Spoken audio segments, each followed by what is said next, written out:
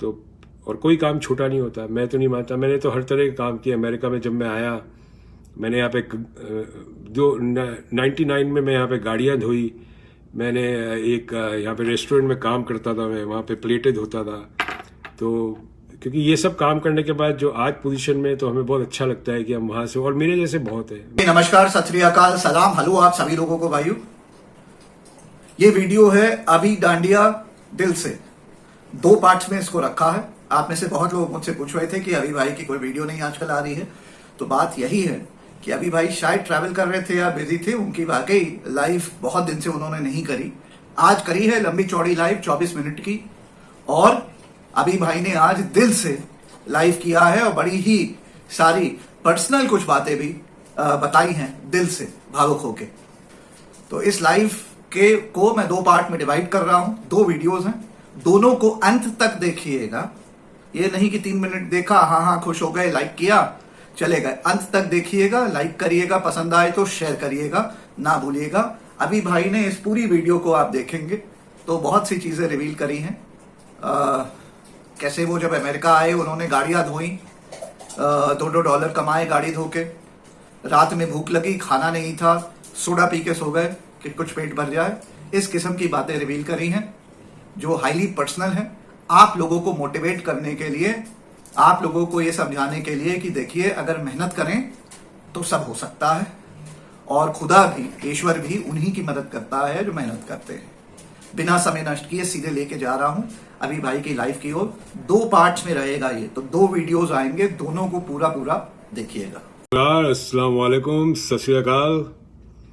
बहुत टाइम बाद लाइव आया हूं मैं, तो मैंने सोचा आज चलो लाइव ही चलते हैं। काफी समय बाद लाइव आया हूं मैं। एक छोटी सी बात करनी थी आप लोगों से, बस, और कुछ नहीं। हो सकता है 5-10 मिनट का लाइव करूंगा मैं अभी कुछ पोस्ट डाल रहा था पिछले कल से, जितने भी हमारे मुसलमान भाई बहनों को समझाने के लिए कुछ चीज।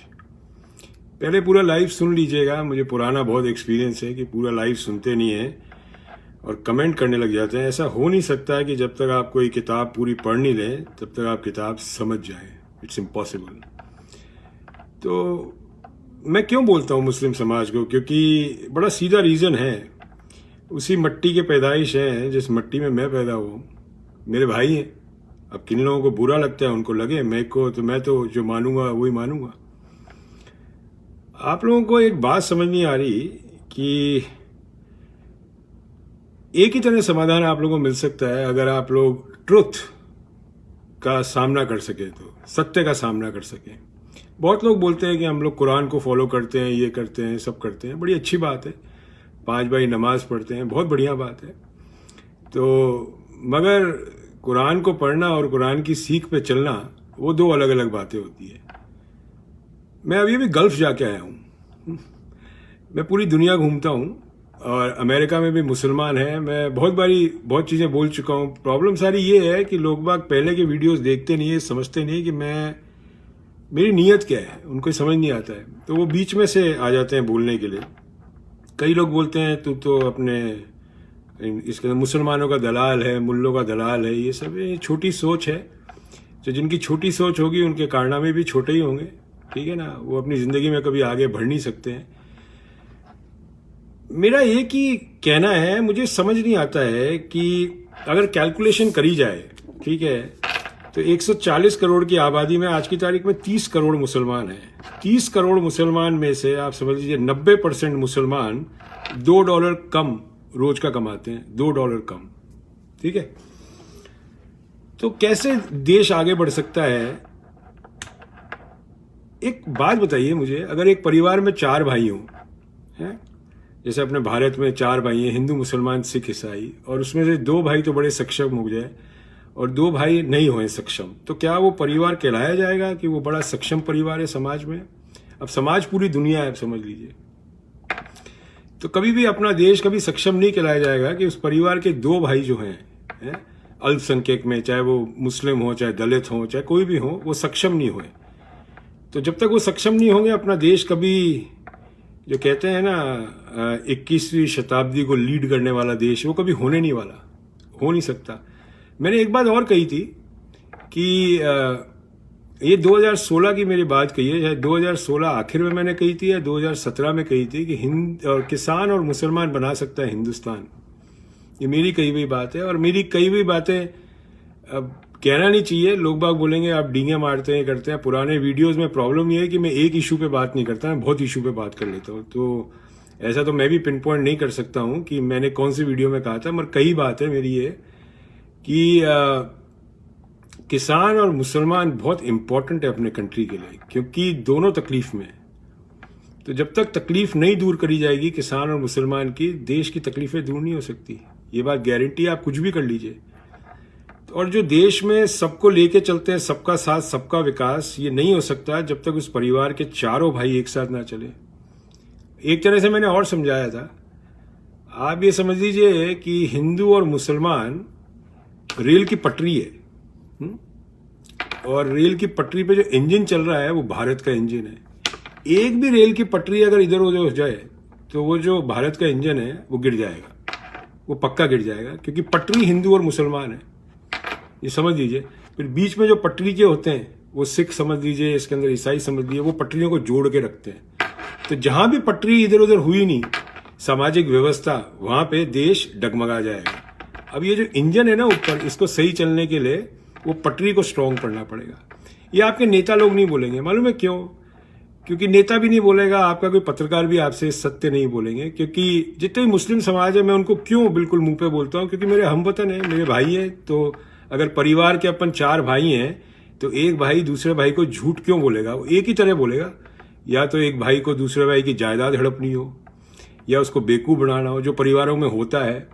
पर मेरे को तो ना आपसे रुपया देना है ना लेना है आपसे, ना मुझे आपसे वोट चाहिए, कुछ नहीं चाहिए मुझे आपसे। तो मैं आपसे झूठ क्यों बोलूं?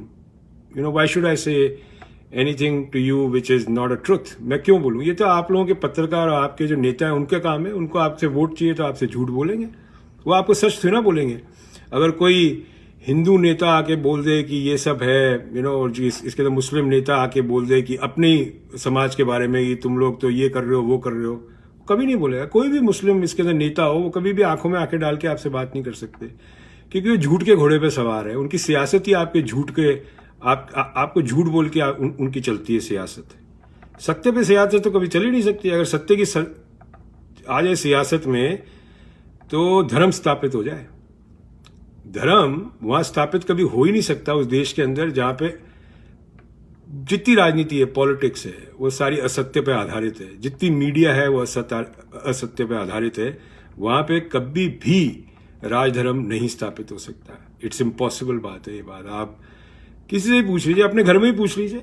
आप अपने घर में बच्चों से अगर झूठ बोलोगे तो उसका नतीजा क्या होता है अगर बच्चों से झूठ बोलोगे? इसी तरह अपने देश में अगर नेता अपन लोगों से झूठ बोल रहे हैं तो देश कभी प्रगतिशील बन ही नहीं सकता। It's impossible. और जहां पे 5% लोग आवाम वहां पे प्रगतिशील है और वो कहते हैं कि साहब देश प्रगतिशील हो रहा है, झूठ बोल रहे हैं आपसे, वो झूठ बोल रहे हैं। मैंने शुरू से मैंने बात कही है और मैं बहुत बार रिपीट कर चुका हूँ इस बात को, और मैं गुजारिश कर चुका हूँ कई बार, जितने मुस्लिम मेरे भाई हैं, यूथ, आप लोगों को कोई भी किसी की जरूरत नहीं है, कोई भी लीडर की। आप लोगों को जरूरत है किसी कोच की। समाज में कोच की जरूरत है जो मुस्लिम यूथ को कोच कर सके, जो समझा सके कि तुम्हारी जिंदगी के 18 साल होने के बाद और 25 साल तक 7 साल तुम्हारी जिंदगी में कितने क्रूशल है। अगर तुमने 7 साल अपनी जिंदगी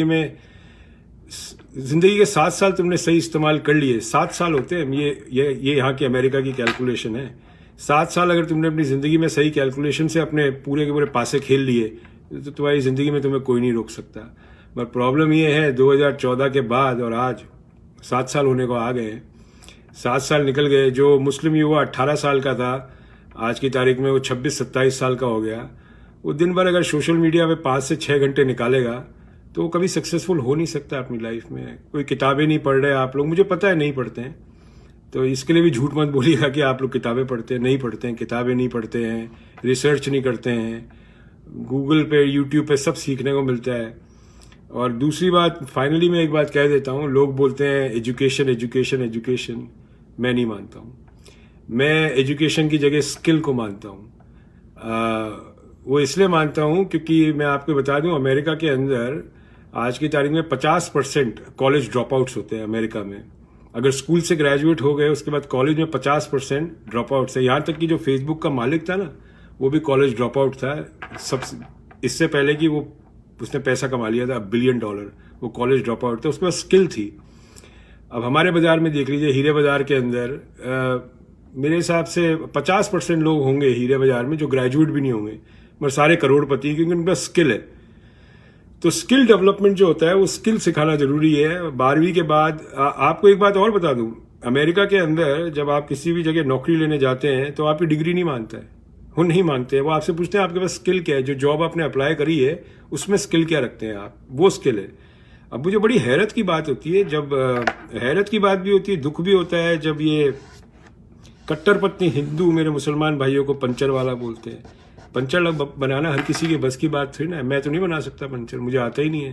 तो वो एक स्किल है, तो वो स्किल इन लोगों को रिकग्नाइज नहीं है। और बाकी कहने को तो बहुत चीज़ें हैं भाइयों, मैं बहुत चीज़ें कह सकता हूँ, मगर मेरी बातों का आप लोगों को बुरा लगेगा मेरी पोस्ट पे, मगर मैं इसलिए आपको मुंह पे बोलता हूँ क्योंकि मैं आपको अपना भाई मानता हूँ।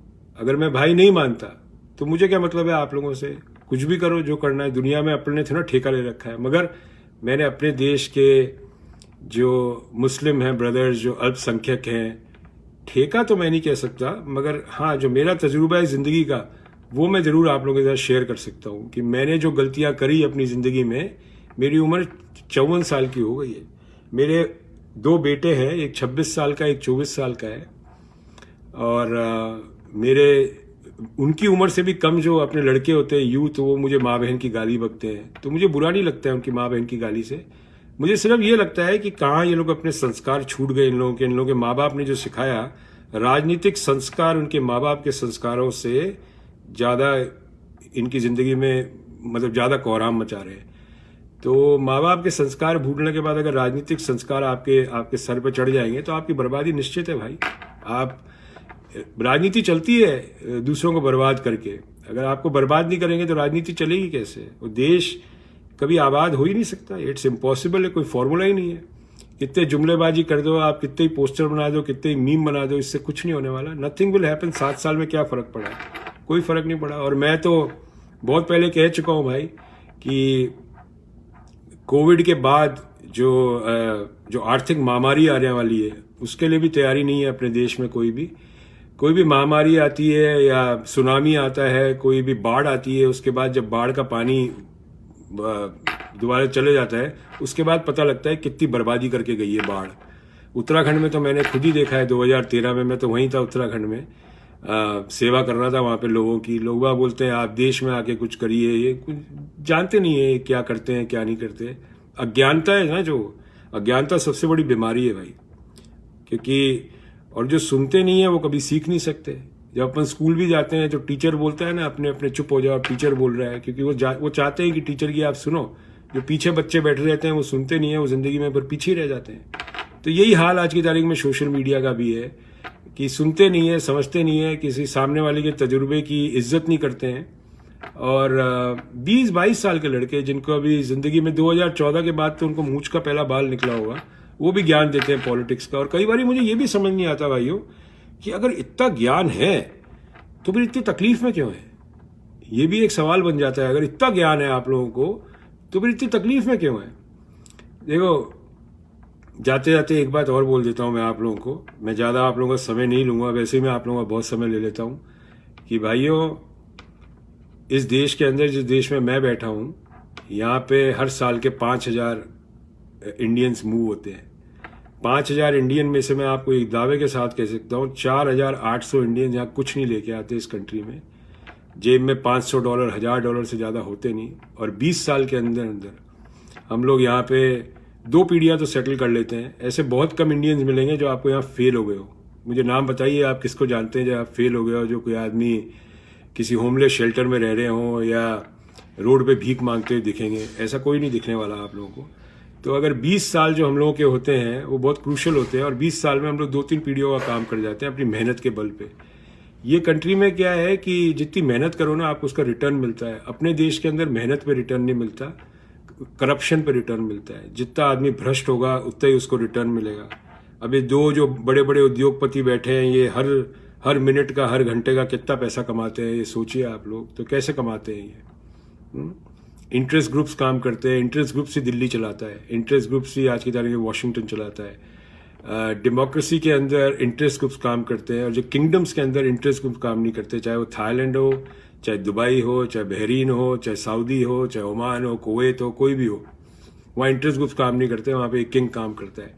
हमारे यहाँ पे डेमोक्रेसी के अंदर जो बादशाह होता है उसको चलाने के लिए आसपास 2-3 ऐसे लोग होते हैं जो उसको चलाते हैं। यही प्रजातंत्र का एक बहुत बड़ा नुक्स है। नुक्स क्या बोलते हैं आप लोग उर्दू में, वही है। तो मैं तो यही कहूँगा जितने भी हिंदू युवा भाई हैं हमारे और मुस्लिम युवा भाई हैं कि सोशल मीडिया की जगह आप रिसर्च में और ये करें। और नमस्कार भाइयों, पार्ट 2 ऑफ अभी डांडिया दिल से is in the next video, उसको देखना ना भूलिएगा।